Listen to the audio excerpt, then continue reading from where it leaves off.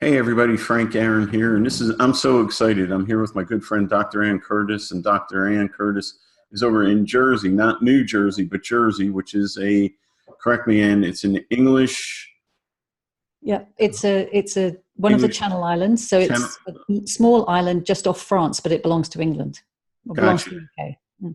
And that's an English accent I'm hearing, by the way. That's not a French accent. And I want to point out that I love you. I've known you for a long time. We've been good friends, and we both share a love for self-improvement, um, healing the world through sort of understanding what makes people tick, and I would say especially working on ourselves, figuring out what's going on inside of us and how to kind of be better people. And I just reached out to you and said, hey, Ann, we haven't talked in a while. What have you been doing? And we just started talking, and I was like, oh my God, this is what I've been looking for all my life. And you said the same thing to me. And I said, Ann, do me a favor. Can we do a recording and sort of get the message out? Because what Ann's found through her research and studies is a way for you, dear viewer, to literally fix, and I don't want to sound like goofy or sensational, but fix any problem that you're dealing with mood, behavior, depression, anxiety, addiction, stress, depression. What am I leaving out, Ann? Just about anything. I mean, throw in the kitchen sink, really. It's a way to make yourself happy and actually live life in a way where you're in control of your decisions, emotions, your thoughts. It's basically owning your own thoughts in a way that you're able to decide how to live life on your own terms, and you don't have to react to your emotions and your thoughts in a way that is not helpful. And honestly, like for the first time in my life, I can say, ooh, that thought doesn't serve me. I'm not going to touch it or use it. Or, oh, that's just a thought. I don't have to react to that. Or, oh, that's just an idea. I don't have to go join the circus and shave my head and quit my job. That's just a thought. It doesn't mean I have to like react to it. I can just observe it, and I can choose to decide which thoughts or ideas in my head serve me and which thoughts and ideas in my head and my heart don't serve me. And it's like a buffet. I'm at a buffet, and I can, it doesn't, and just because I have an idea doesn't mean it has to have any impact on me. So what's happening with me now is if somebody cuts me off while I'm driving, I don't have to pound the dashboard and say, you blank and blank or blank, I hope you blank and die. I just go, oh, there's a thought. I don't have to be angry. And it doesn't mean I'm a patsy or a fool and letting people walk all over me. It means I'm choosing how I want to experience my day. And I'm actually like, I just always want to throw out a good vibe, and I just always want to be happy. And it doesn't mean I want to be like a blissful fool in a state of denial and ignore my emotions. Or if there's like pain, I don't want to say, oh, ooh, pain's unpleasant, I'm going to ignore it. Far from the fact, because Ann, you're going to talk about what pain means and how to interpret it and use it as information, right? Right. But what I'm saying is I'm choosing, and you can choose this too, dear viewer. Um, your thoughts are bits of information, and Ann's really going to get into this, but I'm choosing how to take the information on board. And every thought I have isn't something that I have to act on. And every thought that I have isn't as important as the next thought or the previous thought. And I'm learning to listen to my thoughts and accept them for what they are. And I'm just having like a better day. I'm just in a better mood. I'm not getting into arguments, although I have to say my temper is a lot less than it was 10, 20, 30, 40 years ago, like dramatically less. I'm happier. I'm actually in the moment. I'm able to catch myself, and this is just in the past few weeks. This isn't even a month yet that I've lived with this. I'm able to say, oh, that's just a thought. I'm not going to bother with that. I'm not going to take that on board. I'm not going to react. It's like checkmate. Like when a thought comes into my head, I stop it at the door, and I don't get pissed off. I don't get angry. I don't get mad. I don't get sad. And the weird thing is, it's like I'm not in denial, or I'm not being a Pollyanna or sticking my head in my hands in my ears, my fingers in my ears, and saying la la la la la, I can't hear you. I'm just seeing my thoughts for what they are, Yeah. and I'm taking on board the ones that are useful. And I'm not using the ones that don't serve me or aren't important. Because every thought you have in your head, as it turns out, isn't an important thought. And I'm going to let you talk now, but it is, as it turns out, every thought that you have doesn't mean that you have to act on it. They're just like, it's like if you're watching like a business channel and they're showing the ticker tape at the bottom and you're watching the stocks, you can't possibly act on all of those. And so you have to figure out which ones mean something to you and which ones are worth following. And the rest of them, oh, doesn't really apply to me. I don't really need that right now. So Dr. Ann Curtis, I love you. You just changed my life without knowing it, although I suspect you did know it going in. I'm going to leave it to you. Tell us about you. Why should we listen to you? Why did I have you on here? What does this work mean to you? And what do you think it means? I'm going to tell you, there's a few people that I love, and I want them to hear that and watch this tape. I've got one guy that was in a traumatic car accident, and he's suffered, I guess, some brain trauma, and it started up some feelings. You know, he's got a comfort animal now. He's going through panic attacks and stuff like that. And I got him the book just to show you, Dr. Ann. This book, people, if you do nothing else, get a copy of this book, The Inside Out Revolution by Michael Neal. And I swear to you, read it once, read it twice, read it 3 times, highlight it, annotate it, bookmark it, live this freaking book. If you do nothing else, if you listen to nothing else either one of us say, read this freaking book. It'll change your life. So I got him this book. I said, give me your address. I'm getting you this book. I want you to talk during this call, Ann, about what we can do for a beautiful man who's rebuilding his life. He's going to therapy. He's doing everything he can, but he's panic attacks, depression. Things are being stirred up. How can we help him? I've got another guy, a brother. He's like a brother to me. He's finding out that he's perpetually angry, and he doesn't want to be angry anymore, but he doesn't know how to be anything but angry because of circumstances in his life. So his anger obviously serves him. And how does he learn to not be angry? Because angry is who he is, even though he doesn't want to be angry. So can we cover that during this call? All right, yeah. I'm going to leave it over to you, Dr. Ann. Take it away. Okay, well, let's start with the angry, because that's a good place to start. If he's feeling angry, if we're feeling angry, what I didn't understand, and I'll explain to you how I came to this in a bit, but what I didn't understand, and what is so simple that most of us do not understand, is that when we have a feeling like anger, it doesn't mean what we think it means. It doesn't mean, oh my God, something's wrong and I have to do something about it. It doesn't mean that. All feelings are simply the reflection of a thought that happens to be temporarily passing through our mind in that moment. So our feelings are, all of our feelings, whether they feel uncomfortable or not uncomfortable, they are all good, because they're all there to tell us, I just happen to be having a thought in this moment.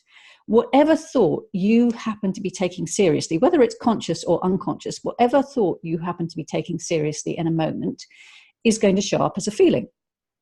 So whatever feelings you have are just a reflection of a thought that happens to be passing through in that moment. And as you know, all thoughts just flow, right? If you try to have a thought or know what thought you're going to have next, you can't, right?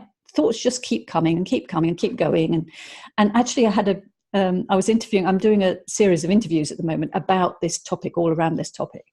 And one of the guys I was interviewing the other day said, he explains it to people like, there's a double-decker bus coming along, or there's like in London, there's a double-decker bus coming. And the passengers get on at the front, they go and sit down, and then they go off at their stop. And thoughts are just the same. Thoughts come in, sit down, and when they sit down, depending on the person that's got on, the atmosphere of the bus changes, right?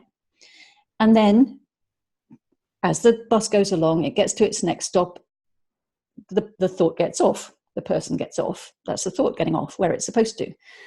Unless we start and get involved with them. If we get into a fight in the bus, if we start to hang on to those thoughts or take them seriously or get into a fight with them, that causes a huge amount of discomfort in the bus, and the thoughts can't get off, right, where they're supposed to.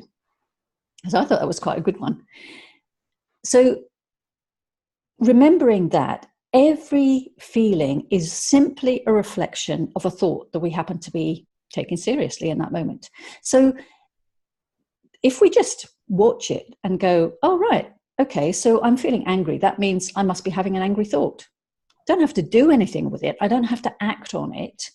And if you're not afraid of your feelings, it makes a huge difference. So if you think about it, we actually pay to go to the cinema to have feelings like anxiety and anger and all sorts of emotions. We pay to go and have those at the cinema, or we watch them on TV, or we watch them, or we have a virtual reality headset and we get into all these feelings. We pay to have those feelings. And yet when we have them naturally, we've learned, and it's not our fault, we've learned as we've gone along, because when we were babies, when we were born, we didn't think there was anything wrong with them. We just had an emotion and then it passed, and then we had another emotion and then it passed. And you watch little tiny babies before they've got old enough to know about, to start taking thoughts seriously. They cry 1 minute, then they're laughing the next minute or second even, and then they go back to, depending on what's going on in that moment. They're just in the moment. But what we've learned since that age, what we've learned is to start taking thoughts seriously. And it isn't serious. That's the great thing. We don't have to change it. We don't have to do anything with it. We don't need any techniques. We just need to know that thought doesn't mean anything. It's just a thought, and it'll pass and something else will come along. So that's one aspect of it. So if your friend, for example, is feeling angry, the only problem that he can be experiencing is if he's trying to fight it. If he's saying, I shouldn't be feeling angry, well, he is feeling angry. So if he just if he's just not afraid of that anger, if he's just able to go, all right, okay, that's anger. I'll just let it be for a bit. It's the trying to change it and trying to put more thought onto it. Oh, I shouldn't be doing that. That's more thought and more thought on top. It's like, one of the descriptions that we use is to use it when you think about a snow globe. If you shake a snow globe, right, it just gets, you can't see anything and nothing's clear and it all feels terrible. And the only way you can do something, the only way that's going to clear is if you just let it settle. Just leave it down, yeah. Yeah, just leave it the way it is. So you don't have to, there's no techniques needed. You just wait, allow it to settle. So it's just accepting, well, okay, so we all have angry feelings sometimes. Nothing wrong with that. So what would you say if he's so angry that he's acting out and being stroppy and misbehaving and making decisions that don't serve him because he's angry? How do you don't just fix that overnight? Like, how do you stop doing that? Yeah, you do. That's the whole point about this. You do. As soon as you see that, as soon as you start to recognize that the angry feeling is not you, it's not you. You can watch an angry feeling, right? That's what I was looking for you to say. Okay. That was revolutionary. Can you elaborate on that? Because as soon as you told me that my feelings weren't me, I was like, holy blank, man. Because can you talk about that? Like, prove to me and the people watching this that your thoughts are not you. Okay. So you just imagine a feeling to start with now, or a thought either, and you can just notice that you are the person observing the thought and the feeling. You're not the thought and the feeling itself. You can actually observe it. So you can watch that feeling, and you can watch your, oh, look, there's happiness here. I'm watching my happiness, and I'm watching my anxiety even. Once you start to see that the thoughts and the feelings are not you, you're something much bigger than that. You're much, much bigger than that. You are the energy of life flowing through this human body, and you can just watch all the things that it's doing. So it's like, I sort of see it like the human body and mind is like a virtual reality headset that the real us has put on, so that we're having this experience. But you can actually step back and see, well, that's not me. That's like when you go to the cinema. I know that's, we get involved in it, but we know it's not really real. And the same thing, you can step back and think, oh yeah, I can watch that feeling. Oh yeah, I can watch that thought. I can see what I'm thinking now. I can see that thought. And you may not see it visibly, but you know what I mean. You can observe that thought or that feeling. Just give it a go and try. You don't have to believe me. Just experiment with it a bit. And I'm not here to tell you that this is the truth. It's up to you to experiment with it and find out for yourself what's true.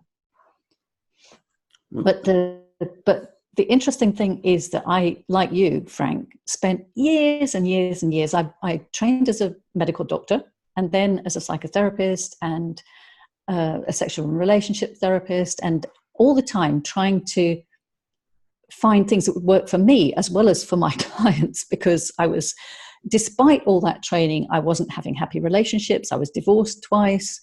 And so despite all my NHS training and so on, I went on and did NLP and hypnotherapy and EFT and all sorts of other techniques. And the techniques certainly work better than the conventional psychotherapy on its own. Those techniques helped, but it was such hard work in the end, because you were doing it all the time to keep up. And actually, when you think about it, it's not logical, because it was about trying to change it understood that there was some, that thought could be powerful, but then it was like, you have to try and change a thought. Well, how can you change a thought when you've already had it?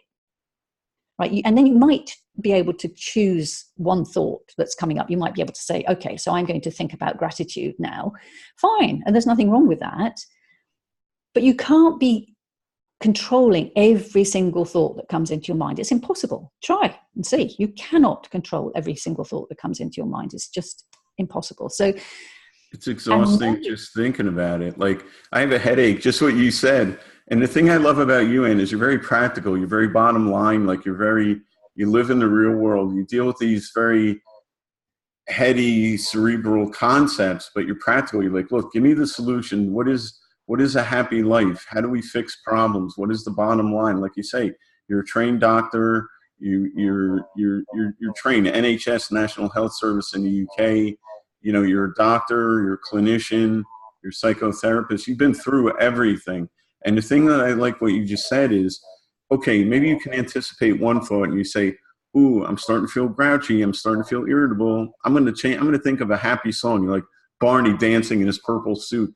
That crap lasts 10 seconds and it's gone. You can't do that all day. Nobody can. And you can't retroactively fix a thought.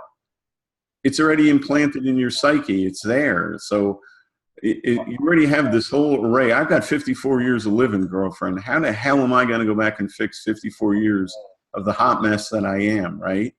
I can't do it. So I have two or three things I can do. I can ignore or bury it. I can spend the rest of my life regretting it or analyzing it. Or I can say, oh, well, okay, we had those. What do I want to do with them? What do they really mean? I had them. All right. So they've got value. They brought me to where I am today. Okay. But how can I possibly go back through quadrillions or whatever of experiences and thoughts and evaluate each and every last one? And how many of them meant anything anyway? And the thing that I love about you, Ann, and this work, because it's not about you or I, it's about the work, which is way bigger than the both of us, is what you said about babies and even young kids. Because young kids, like, I've got Macklin here, this 5-year-old foster son that we're adopting. Holy geez. He'll cry 1 minute, laugh 1 minute. He's 5 years old. He gets it. It's just information. What am I in this moment doing? And that's it. You know what I mean? He's either going to be a car salesman or an attorney, a solicitor, because he just doesn't quit till he gets what he needs. And it's like with a baby. It's an emotion. It serves a purpose. And that's it. Their needs are being met. If they're crying, it's because they're cold. The need gets met. Pass and move on. Now they're smiling, right? Now they're hungry. They're going to cry again to get fed. Okay. They don't go, oh my God, I had to cry to get fed. That's horrible. It's like a tool. Okay. So you shiver when you're cold. That shiver isn't a bad thing. The shiver says, hey, knucklehead, you should probably put something warmer on so that you're not shivering anymore. You don't say, curse you, shiver. Or you don't say, stupid me. Why am I so dumb that I didn't even know to put a blanket on me, and that I'm a horrible person. I'm cold now. What the hell am I thinking? Like, it's just information. And as soon as you stop beating yourself up, and as soon as you value your thoughts as bits of information, and I look at it as like, if I went to a Chinese buffet, and listen, I'm not big on Chinese food and I'm a very fussy eater, but I'm going to go to a Chinese buffet. I'm probably going to specialize in the rice and maybe some steamed vegetables. I'm free to pick and choose what I want to eat. And I don't have to sit there and gorge myself on the whole buffet just because I paid for the whole buffet. I pick it, and I'm going to try a few different things because, hey, I'm at a buffet. I should probably try some things, take a bite. If I don't like it, toss it out. But I'm not going to feel guilty for not giving every last bit of the buffet the attention that the things that I like, you know what I mean? Like, if I don't like this, and like roast whatever, and I'm like, oh, I don't feel bad about that. That's information that I don't like it. Okay. Everything doesn't have equal value in the buffet. And that's what people need to understand here. You can pick up and say, this emotion is information. It doesn't have to ruin my whole day. It's, to me, and as a believer in God, as a Christian, I'm not here to Bible thump and preach to people, but whether you're a Buddhist, Christian, a Jew, it doesn't matter to me. I don't care. You have to believe in something in my mind, because to me, if we're here by accident, it's the most amazing accident ever created. There's some kind of energy or source that brought us all here today. So you have to say, this is a pretty exciting ride. I'm only here for a little while. How can I enjoy it? Even if I'm not where I want to be today, even if I'm not as happy as I want to be today, I'm given a toolbox and I'm given a set of skills. How can I tap into that so that, I'm on a planet that's abundant. Maybe I don't have full access to all the skills that I've been given, but how can I at least reach into the toolbox and grab one or two today that are going to help pull me through and have a better today than I did yesterday? Because we live on an abundant planet, and typically somebody watching this, connected to the internet, has a roof over their head, has food in their belly, so they're doing okay. What I'm saying is, life gives you a series of skills, and unfortunately, they don't spell it out for you right away. You have to kind of figure this stuff out, right? So the skills that we're talking about, Ann, how long does it take to apply them? How much practice does one need to practice? Is it a lifetime devotion of Buddhist chants? Do we have to go to the mountaintop and seek the holy Rangish at the top of the mountain? What happens? Well, actually, it's a lot easier and a lot quicker than that. And not that we don't get deeper into it all the time, but life can change in a thought, because it's all about understanding who we really are, what we really are. And you don't need to believe, as you said, you don't need to believe in God as such. It's knowing that, number one, nobody's broken. Nobody needs fixing. So all this personal development and self-development stuff, there's nothing wrong with learning new skills, but it's not about fixing you. You do not need fixing. Everyone is already perfect, because one of the things that I heard Michael Neal say the other day, the one that wrote the book that you said, he said, we are all flavors of God. We are just flavors of God. So we are all God. God is just the energy flowing through us that's living us. It's what grows the trees, what beats our hearts. We don't have to think about all of that stuff.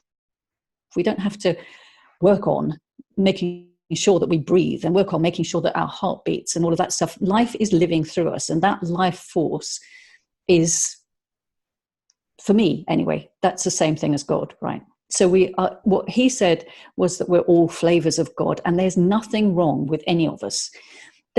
It may be that there are behaviors that we don't like, but the behaviors are only coming from taking notice of a thought that happens to be passing that we didn't understand. It's just a misunderstanding. just a misunderstanding about how we work, how, as human beings, how the human experience works, and who and what we really are. So if we all are flavors of God, there can't possibly be anything wrong with us. And once we know that there's nothing wrong with me in the first place, on this series of talks that I'm doing on, which you can find at thesecretofeverything.com, one of the speakers who's going to be speaking at the end of the month is Dr. Bill Pettit, who's an American psychiatrist, board certified psychiatrist. He's just recently retired, but his practice in psychiatry was all based on this, and he completely different. He doesn't believe that there are any mental illnesses, just that we are all mentally healthy. We just don't know it, and that he just teaches people what we're talking about now, that we're all mentally healthy, and that we just don't know it because we've got confused about how human experience really works. Well, how about somebody that's like bipolar or schizophrenic, though? How do you Well, you need to listen to him about that, because he goes into it in great detail. He's done a fantastic podcast. I'll give you the link to his podcast. Okay. He's done a fantastic podcast all about each individual label that people get, and what that really means, and how there's nothing to be worried. And all of he's had lots of patients who've come in with those sorts of labels. And once they've understood, oh, okay. So if you think about it, so we're all having voices in our heads, right? All the time. We're all listening to all the voices in our heads. I talk to myself continually. Yeah, quite. And okay, so someone who's having a psychotic episode, and even Michael Neal, who wrote that book, has had a psychotic episode. So it's not, it doesn't mean you are psychotic and you are therefore schizophrenic and so on and so on. When he tells a story of when he was a student, of how he had a really bad psychotic episode, and how he came out of it in a moment when he had a thought. But you'll have to listen to his story about that, because that's really good. He did a TED talk. I think it's included in the TED talk. Yeah, I'm sure it is. And you said you'll get me that, because having an uncle that was hospitalized in and out all his adult life for schizophrenia and all that stuff, that matters to me, like that information. I will give you all of those, and both Michael Neal and Dr. Bill Pettit are going to be talking on my series of talks too. Okay. So yeah. Now, can I just ask you something? Because what you said, like, so my guy this other guy that I mentioned I care about, the guy that had a head injury, head trauma from a car accident, he's got panic attacks, he's got a service dog and this and that. Yeah. I don't want to speak for him, but I can only imagine that he's feeling like there's something wrong with him. Like if I was in his shoes, let me use I words. If I was in his shoes, I would imagine there's something wrong with me. Why can't I fix this? Whether it's body image, mindset, feeling beat down. Why do I have these attacks? Why am I ruining things for myself? Like whatever it is. Okay. So you're saying there's nothing wrong with him because he's a flavor of God. He's like cherry vanilla twist and it's all good. But there's just a processing. It's just a misunderstanding. So all of those things that you said, say he was saying all of those things that you just said were just thoughts, right? So I'm no good, and I should be doing this, and I shouldn't be doing that, and I should be like this. They're just thoughts. And once he can step back and see, oh, those are just thoughts. They don't actually know what they're talking about. They're just thoughts that are passing through, and we're taking them seriously. So he's taking seriously. That's what happens. We take seriously a thought. So, for example, some of the people there's lots of people sharing this understanding now. And mostly what I do is tell people about the other people who are sharing it, because they're so good at what they do. And there's quite a few people, both in the USA and in England, who are now sharing it in prisons. And you would think prisoners, like really hardened prisoners and convicts who have been convicted of murder and all sorts of things. And what they're finding is that when they talk to the prisoners and explain, this is how it really works, and you don't have to, you will be having, we all have thoughts. So sometimes we all have, like you said about when you were driving, we all have thoughts about, I want to kill that person, right? But we just don't take it seriously, right? It doesn't enter our heads to take it seriously. We're like, I want to kill that person, then it's gone. But those people, that particular thought, they have taken seriously, and they didn't know they didn't have to. They didn't know they didn't have to take that thought seriously. So they killed somebody, right? And now they're thinking, and now they're feeling more free than they've ever felt in their life, even though they're in prison, because they're free from their thoughts. They don't have to take them seriously. They're not, right? So in the same way, if your friend can see, okay, so all of this stuff that I'm hearing in my head, if you can see it as like somebody else talking to you, it's like these little voices talking in your head. They don't know what they're talking about. They have no idea what they're talking about. You don't have to take any notice of any of them, right? and anxiety is mostly about what's going to happen in the future, right? It's like, I'm frightened that this is going to happen. I'm frightened. Even if you don't know specifically what it is that you're frightened of, it's about something that might happen in the future. And it probably never will, like 99% of the things that we imagine might happen in the future don't. And in any case, those little voices saying, oh, this is going to happen, or that's going to happen, or they have no idea. They don't know what's going to happen in the future. Nobody knows what's going to happen in the future. They're not fortune tellers, for goodness sake, they're not psychic. And yet we take them seriously. We think that they know what they're talking about. And similarly, it's like crazy. It's so simple, really, when you... I'm laughing. You know why? Because I had, just while you were talking about that, I had this vision, like, if a thought like this that we give so much credit and value to rang your doorbell at your home, would you invite them in, sit down, and let them run your affairs? Would you let them run your household? Or if they showed up at work, would you invite them in and take an appointment with them? Like, wouldn't you say, hey, thought, where's your CV? Where's your resume? Where's your peerage? Where's your lineage? What experience do you have to run my life? And yet, I think, like, I'm going to apply that thinking to these thoughts as well, because what competency or what skill set or experience do my thought, and not to devalue, because I have some good thoughts, you know what I mean? Like some good, like my courage, my sense of right and wrong, my sense of, fixing injustice and all. We'll come on to those thoughts in a minute. They're not different thoughts, but they come from a different place. Well, they don't come from a different place, but I'll explain that in a minute. The good thought, okay. So if you think about, when there's a difference between thought and wisdom.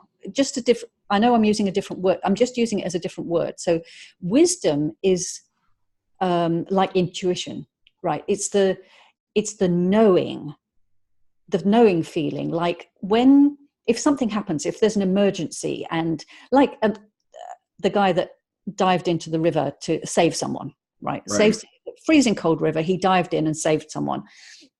And everyone's going, oh, you're really brave. That was such a good thing to do. And, you were and he's like, no, I'm not brave. I just did what I had to do. Right. And he also said, if I had stopped and thought about it, I wouldn't have done it. Right. If I'd thought logically about it. So it's not a logical thought. It's the knowing. So that's living from the God that we are, if you know what I mean. So that's like, we don't have to think about it. We just know that's the thing to do. That's the thing to do. When it's and it's always going to be of benefit to us or to someone, or, it's like but it's and experiment. We all have that knowing. We all, like, you get up in the morning, you go out of the house, you turn right or you turn left. You don't have to think about it, right? It's a knowing. It's not. We all have the And some people think, well, if I think that I'm okay and there's nothing wrong with me, I won't do anything. Why shouldn't I? Why would I have to do anything? But we just do, because we've got this urge running through us, right? The same as, again, little children. They're not thinking, oh, what should I do next? And what must I do next? And how must I make myself better? They're just doing whatever they feel like doing. And that's the sort of feeling I mean. That's a difference between, it's not a thought feeling, it's a urge feeling, sort of. Yeah, I'm not sure if but experiment with it. And it's like, and the sort of thoughts that come to you out of the blue, new thought that you couldn't have thought up, something fresh, new thought, like when you're in the shower, or when you're not thinking, when you're in the shower, when you're driving, or when you're out walking, or something like that, when you get your best ideas. And just think about when you get your best ideas, because different people get them at different times, but they're very rarely when you're busy thinking or trying. For me, it's always in the shower. It's like, that's when I always remember the things that I forgot, or like, oh shoot, man, I was supposed to do that. It's always when I'm showering, because my brain's in neutral. Yeah. And, yep. and one thing I would point out too, I think we can both agree on this, is learning how to just sit quietly and be with your thoughts and not react to them and let them pass by you, and just let your brain do a brain dump and let your mind just calm down, or just let your thoughts just rush past without reacting to them, because you'll go crazy otherwise. You have so many thoughts in your head, and your brain is so full of material that doesn't necessarily serve you. You have to make room for the big thoughts, or the deep thoughts, or the thoughts that matter. Being present, being fully present. If your head is so full of all this crap, the day-to-day affairs and the regrets and the anger and the stress and the tension, you don't have room for the good, happy stuff, and the sense of, where am I going in life? What do I really want? How can I be present in this moment and enjoy a sunset? Or how can I smile at somebody that I'm passing on the street and stuff like that? You'll find that, funnily enough, Frank, you'll find that all comes automatically. You don't have to, again, it's not a matter of, I must do this or I must do that. It's a matter, once you start noticing how the human experience works, that you are much more than just the human body.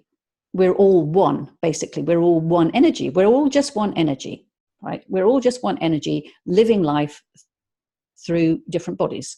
Once you realize that the human experience is experienced through thought, which becomes feeling.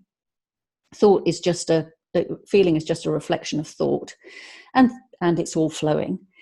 Then we're here to have all sorts of different experiences. We're here, just like going to the cinema, we're here to experience anxiety, depression, not anxiety, depression necessarily, but if those happen to come along, if you try and say, oh, I shouldn't be having them, and that's bad, and put judgments on them, that's more thought on top of more thought, and it just escalates and stays the same or gets worse. You're embedding it instead of letting it pass through. Exactly. If you just notice, oh, okay, that's just another feeling. It's about Sydney Banks, who was the first one that explained all of this.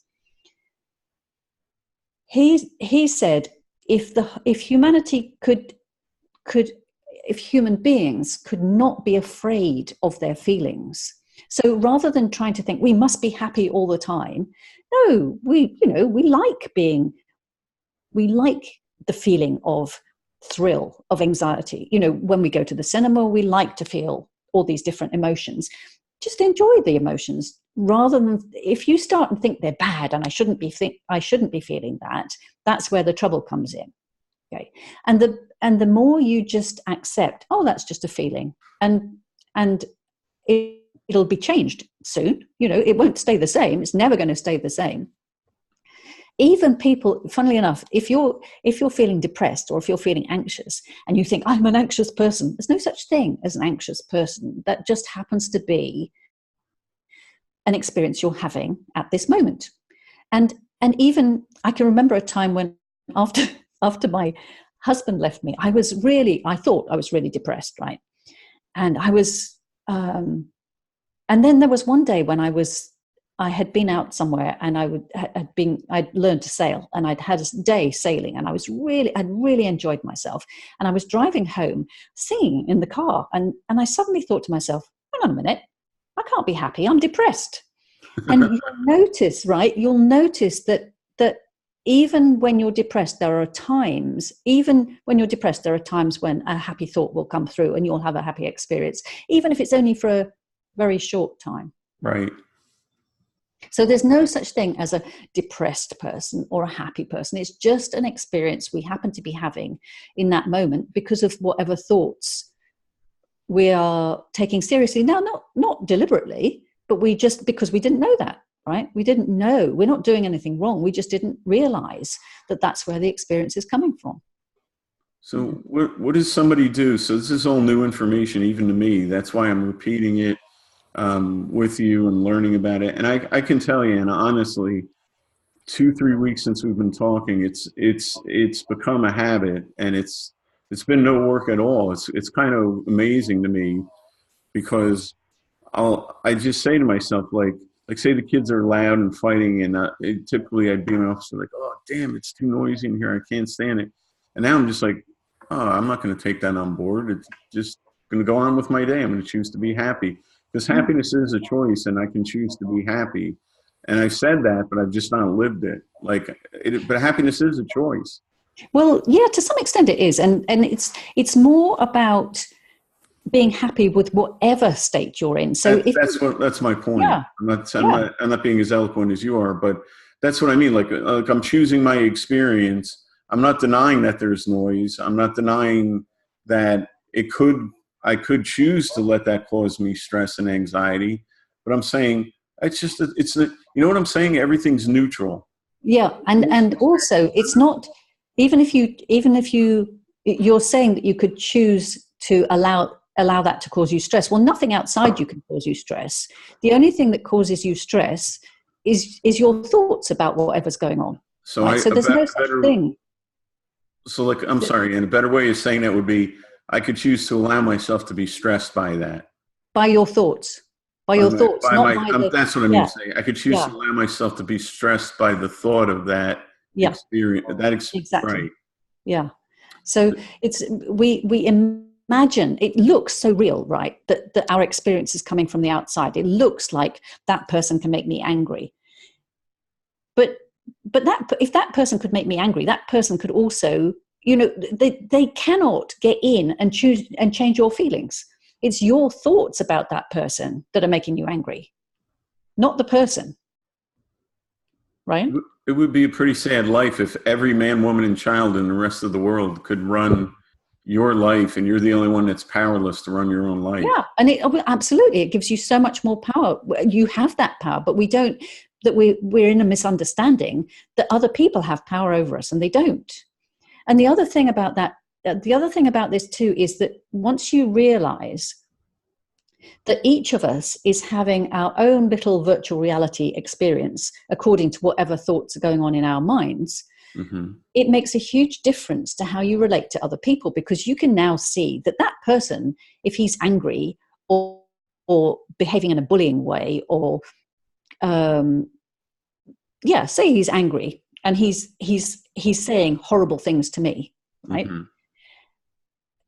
I can see that that's because he's having angry thoughts. It's nothing to do with me. It's nothing personal to me at all. We take it personally. We've learned to take it personally, but actually it's not. He is just having some angry thoughts, which are nothing to do with me. He's just listening to some angry thoughts and taking them seriously. It's nothing to do with me, right? So, which makes a big difference, because now I can feel compassion maybe, or, I just know it's not about me. I'm not taking it seriously and getting mad back, for example, or running away, or I can get out of the way. If he's being violent, obviously I'm not going to stick around. But right. But at the same time, I know it's nothing. It's actually nothing to do with me. So that makes a huge difference in relationships. One of the biggest things because I didn't say what I did all that training. And then in 2009, I actually retired from my medical practice and my therapy practices because I hadn't learned this understanding at that stage. And I just felt like I haven't got the answer. And I really don't feel right about sharing what I know with people because it's not working for me in my life. And so I don't want to be charging people for sharing this with them. So I packed in my practices. And it wasn't until 2013, I think, that I came across this understanding, sort of quite by accident, which is how these things usually happen, at the right moment. Okay, so that was when I found out about it. And when I did, what I first noticed was that the people who knew about this understanding had the best, happiest relationships I had ever seen. And even if their relationships broke up, you know, if something happened and they decided they wanted to be in a relationship with someone else, or they were not happy, you know, this relationship wasn't the right one for them. Right. It broke up in a really civilized way, you know, in an understanding way, in a way that didn't do any harm to the children, that was very loving, and that may not make sense to people at the moment, but because they realized it was not personal to either of them, it was just whatever experience was going on for the other one, they were able to continue to have a good relationship and to continue to have good relationships with children and so on. So I was so impressed because, having trained as a sexual and relationship therapist as well as general therapist, I knew that all the therapists that I had known up till that point, all the therapists I'd known had unhappy relationships, had unhappy lives until I found this particular understanding. Once I understood this, all the people I know, all the therapists I know are happy, enjoying their lives. I've never known so many happy, and they're not happy every moment of the day. You know, they have ups and downs like everybody else does, but they don't take it seriously. They just know it'll pass. And I'm okay having this experience. I'm okay I'm okay feeling irritable just now, or I'm okay feeling sad just now. Yeah.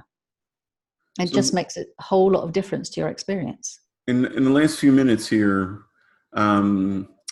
because all the kids are going to get up for school, we're recording this tomorrow's their last day of school. We're recording this in June 2019, and it's going to be a thundering herd pounding on my office door in a few minutes. Can we talk about the first step? I would tell everybody, where did I put my book, Anna? Oh, here it is. The first thing we would tell people, I guess, is to get this book. Yeah, and also come and listen to all that there are. Yeah, give me your website. Yeah, thesecretofeverything.com. And if you go to thesecretofeverything.com/videos, there are about 70 videos on there now, I think, at the moment, that are all about this, different aspects. It's all about different aspects of this, and there are more coming. Okay, so I'll make sure that that's clickable on the video as well. And what should people do? So somebody says, you know, I'm curious about this, but I'm a little skeptical. I've lived my whole life a certain way. Because something clicked for me, man, right away. And I'm the original skeptic, but I know I bet my life and my children's life that this will work for anybody listening. What does somebody do? Like, how do they lay down their cross and their burden and start living a life where they don't have to react to every thought and emotion that they have? What are the steps? Where to from here? It's really about just being in the conversation, is what we call it. So because there are no steps as such. It's about having the understanding, because we all know it deep down inside. We already know it. So this is about waking up to who we really are and what we really are. We know it because we had it when we were little children, and we've been taught out of it, basically. So we've been taught to listen to thought. So just experiment with watching your watching thoughts and not taking any notice of them, you know, just thinking, oh, okay, that's just a thought. Just experiment with noticing when you have a feeling where it's coming from, and that it can't be coming from somewhere else. It's just coming from a thought that happens to be passing through you. So it's experimenting, but also watch as many videos as you like. Go and have a look and see which ones are the ones that resonate with you, and read the book. And there's another book called the first book that I read was Somebody Should Have Told Us, which I think is a great title, called Somebody Should Have Told Us by Jack Pransky. That's another one. And also that book, what I forgot to say is that book that you recommended is also an audio book too. So lots of people like listening to the audio book. So somebody can get this if they're driving and they're busy. They can get this. Absolutely. This is by Michael Neal's the author's name. Yeah. There he is, handsome fellow, right on the back of the book. And it's a very easy book to read. And it's one of those books, though, I think you read it more than once, Anne, because it's a book that you live and you apply, and you sort of don't skim through it. You have to say, okay, today I'm going to act on this. But it's as simple as you say, oh, that's just a thought. I don't have to act on it. I don't have to do anything with it. And if you remember that one or two sentences stuck with me. Oh, that's just a thought. That's all it is. Mm-hmm. It's like taking away the boogeyman. You know what I mean? And seeing the boogeyman or the big monster hiding behind the curtain or your closet door for what it is. And you take all the power away, and you're free to pick and choose what you want to do with it, rather than acting like an automaton or a robot and just going to and fro and fro and to based on what emotion's in charge. Because like I say, if your emotions rang the doorbell and said, hey, we're here to run your life, there's no way in hell you were going to invite all of them in and let them run your life automatically. There's just no way.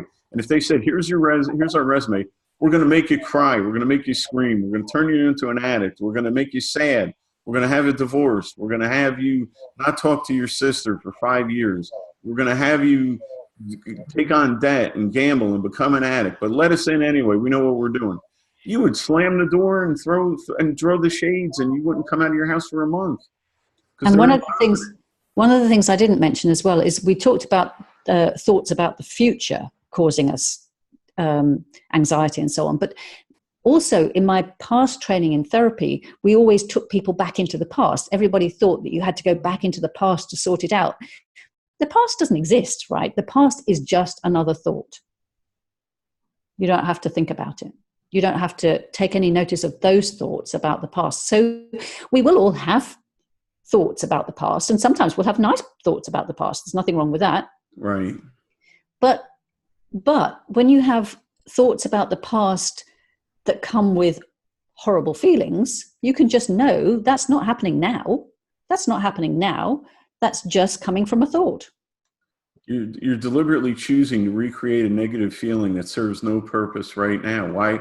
If I sat here and you're not deliberately doing it, Frank. It's not. We don't deliberately do it. It happened. Okay. It's a misunderstanding. We do it.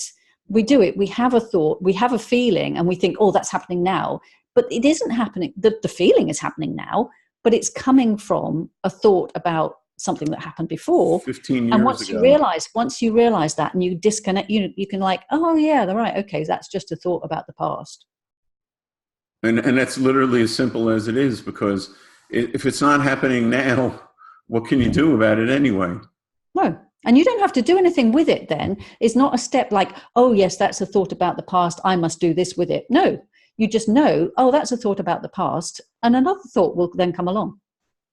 There's another one right behind it, isn't there, Anne? And you're free to pick and choose what you want to do with it. So we're going to wrap up now. I love you for coming on board. I appreciate it. And I'm sure we're going to be doing more of this as we both learn and grow. So dear viewer and listener, I hope you take this in the spirit it's meant, because it's coming from the heart, coming from love. If it works for me, it can work for anybody, that's for sure. And it really is as simple as saying, oh, that's just a thought. Oh, okay. Like, it's that simple. That's all I can say. So thanks, Dr. Ann Curtis. I love you. When I see you in person, I'm going to give you the biggest hug ever. And thanks for taking your time. And I know we're helping some people here today. So thanks again, Doc. Thanks very much for having me. Yeah. All right. Bye, everybody. Bye. Bye.